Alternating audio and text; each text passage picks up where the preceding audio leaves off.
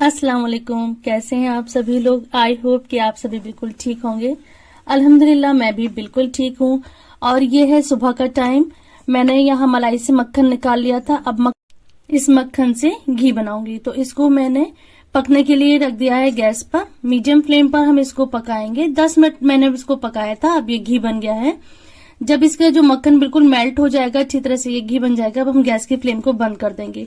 बहुत ज्यादा dark colour होने पे अगर हम फ्लेम बंद करते हैं तो घी का कलर भी डार्क हो जाएगा, तो इसी स्टेज पे बंद कर देंगे। तो अपनी हीट में ये जो गर्माई है इसमें, तो इसी से जो नीचे की थोड़ा सा हमारा मक्खन रह गया है वो बिल्कुल घी बन जाएगा। तो इस तरह से व्हाइट घी तैयार हो जाएगा जिसका कलर डार्क नहीं होता।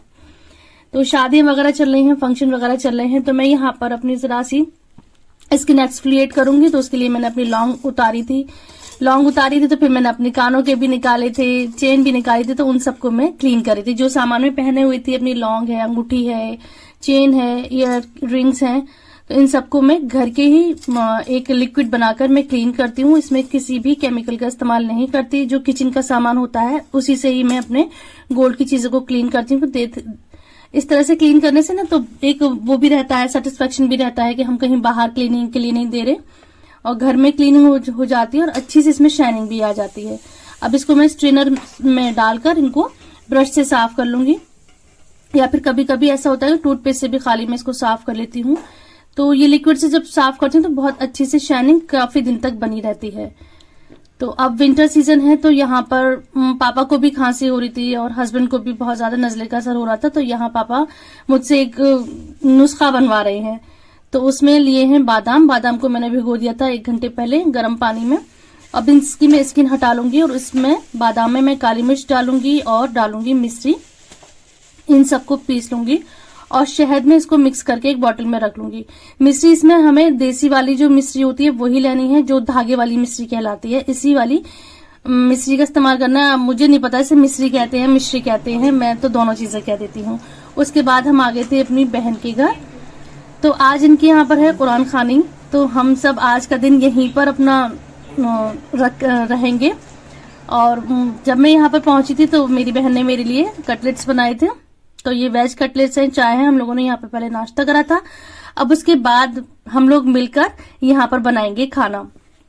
तो यहाँ पे जो कुरान खानी है वह मदरसे के बच्चे आ रहे हैं, तो इन लोगों का डिसीजन था कि वो लोग यहाँ पर खाना खाकर जाएंगे। तबरुक तो होगा ही, लेकिन साथ में खाना भी खाएंगे। तो यहाँ पर 5 किलो गोश्त का सालन बनना है। जो मदरसे के बच्चे हैं वो तकरीबन 20 हैं, उसके साथ थोड़ा सा जो इनकी हेल्पर्स हैं, गार्ड्स वगैरह हैं, उन सबको खाना जाएगा। तो वो मैं और मेरे भांजे और मेरी बहन सब मतलब मिलकर हम लोग बना रहे हैं।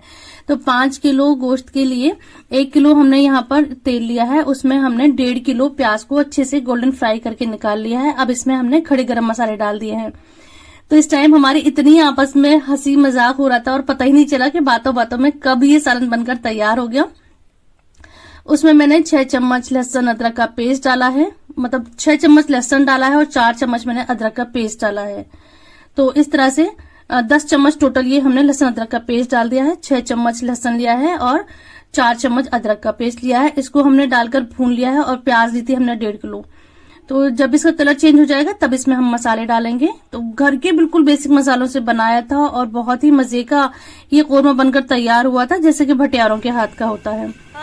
तो इसमें मसाला मैं बता दूं तो यहाँ पे मैंने 10 चम्मच धनिया पाउडर लिया है, 10 से 12 चम्मच धनिया पाउडर लिया है।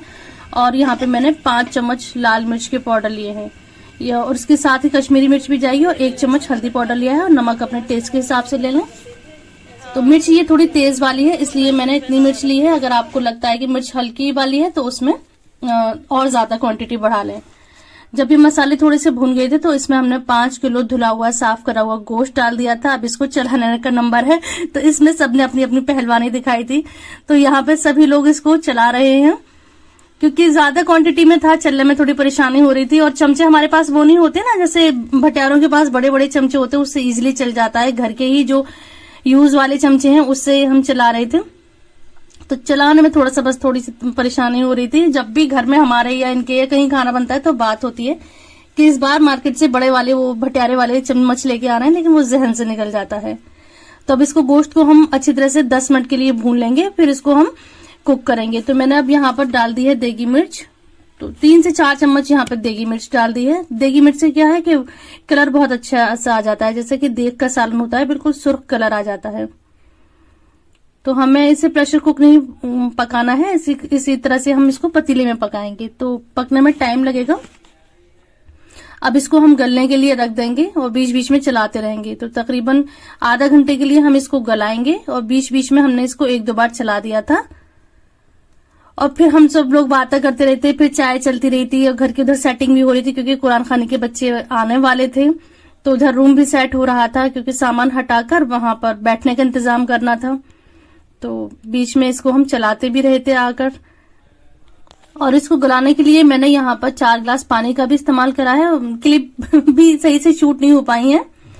और जब ये गोश्त गलने के ऊपर था, मतलब 70% ये गल चुका था, तब हमने इसमें पिसा हुआ जो गोल्डन करी हुई प्याज थी, उसमें हमने दही के साथ उसको पीस लिया था। साथ में मखाने भी डाल दिए थे, मखाने भी पीस लिए थे फ्राई करके, और गोले का थोड़ा सा बुरादा भी डाल दिया था, और साथ में पिसा हुआ गरम मसाला डाल दिया। और खुशबू का सामान हरी इलायची, दालचीनी, जावित्री, जायफल, इन सबको भी हमने प्याज के साथ दोबारा से इसको पीस लिया था। तो इस सारे पेस्ट को हमने डाल दिया है। अब इसको हाई फ्लेम पर भूनेंगे जब तक कि तेल बिल्कुल अलग नहीं हो जाता और इसका दाना नहीं बन जाता। तो हाई फ्लेम पर भूनने से दाना अच्छा बनता है, जल्दी बन जाता है। तो अब इसको भूनने, और इतनी बेहतरीन यहाँ से खुशबू आ रही थी कि हम लोग हंस रहे थे कि बातों बातों में भटियारे वाला सालन बनकर तैयार हो गया। अब इस भूनने के बाद जितना हमें शोरबा रखना था उतना हमने पानी डाल दिया और थोड़ा सा केवड़ा डाल दिया। तो इस तरह से बिल्कुल भटियारे स्टाइल का कोरमा घर में हम सब ने मिलकर बनाया,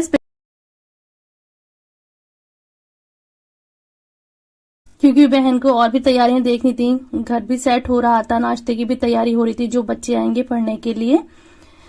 तो इस तरह से सालन तैयार हुआ और बच्चे आ गए थे उधर दूसरे एरिया में, कुरान खानी चल रही है।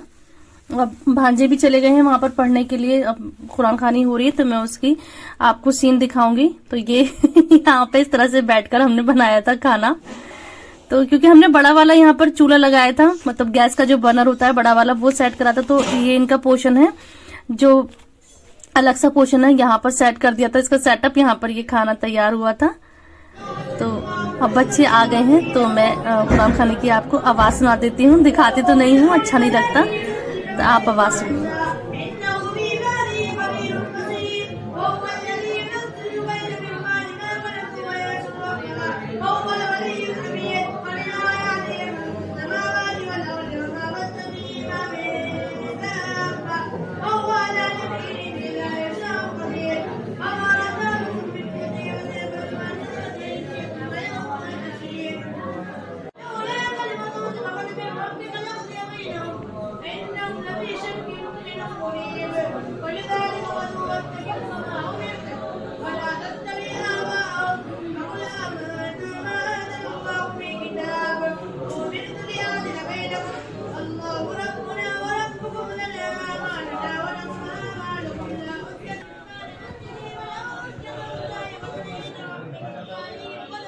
अल्हम्दुलिल्लाह सब कुछ अच्छे से हो गया। अल्लाह ताला ये कुरान खानी कबूल करे और इसकी बरकत रखे हर जगह। तो ये अब बच्चे जा चुके हैं घर, फिर से अपनी जगह पर आएगा। तो ये तबरुक था जो बचा हुआ है, और इस तरह से ये जगह खाली कर दी गई थी। डाइनिंग टेबल बाहर निकाल दी थी, यहाँ पर सब उनका खाना वाना चला था, क्योंकि बच्चे काफी थे, डाइनिंग टेबल पर हो नहीं सकता था। तो ये मैं तबरुक की जो मिठाई है वो खा रही हूँ। अब हम लोग बैठ के खाना खाएंगे। तो बहुत ही अच्छा सा अल्हम्दुलिल्लाह ये दिन गुजरा, और ये था आज का व्लॉग। आई होप कि आपको पसंद आया होगा, और आप सबके लिए भी ढेर ढेर ढेर सारी दुआएं हैं। आप लोग भी मुझे अपनी दुआओं में याद रखिएगा। मिलते हैं नेक्स्ट वीडियो में। Thanks for watching. Allah Hafiz.